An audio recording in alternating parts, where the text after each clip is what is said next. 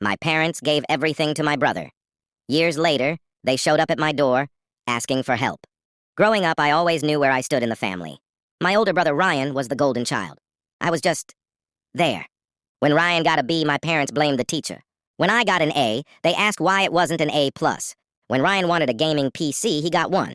When I needed money for a school trip, I was told to stop asking for handouts. At first, I thought all families were like this. Then I got older and realized something. They genuinely loved him more.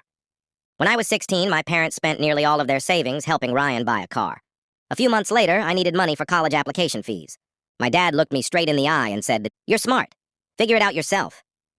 That sentence changed my life. I stopped expecting anything from them. No support, no encouragement, nothing. I worked part-time jobs, tutored students, delivered food, saved every dollar I could. Eventually, I earned a scholarship and left home. The day I moved out, my mother hugged Ryan for 10 minutes. She shook my hand. A handshake. Like I was a coworker leaving the office. The next 10 years were hard. There were nights I slept in my car, weeks when instant noodles were my entire diet. But slowly, things improved. I started a small software business, then another, then a third. One project exploded in popularity. Suddenly, the company was making more money in a month than I used to earn in a year. For the first time in my life, I wasn't struggling. I bought a house, paid off my debts, built the life I'd dreamed about as a kid. And through all of it, my parents barely called. Meanwhile, Ryan's life was falling apart. He jumped from job to job, spent money as fast as he earned it. Whenever something went wrong, my parents bailed him out, again and again and again, until they couldn't anymore.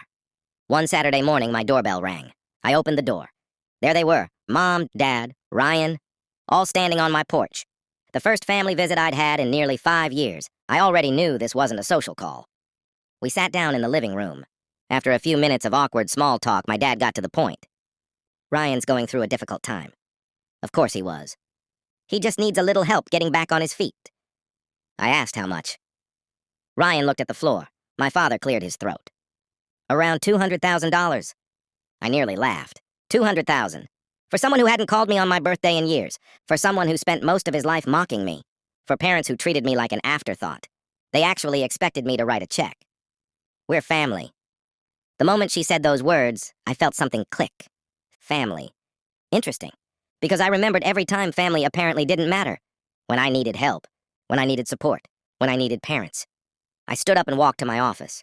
They looked hopeful. Probably thought I was getting my checkbook. Instead, I returned with a small folder. Inside were copies of old documents. Scholarship forms, student loan records, pay stubs from my teenage jobs. Everything I'd needed because nobody helped me. I placed them on the table. "You told me to figure it out myself." Silence.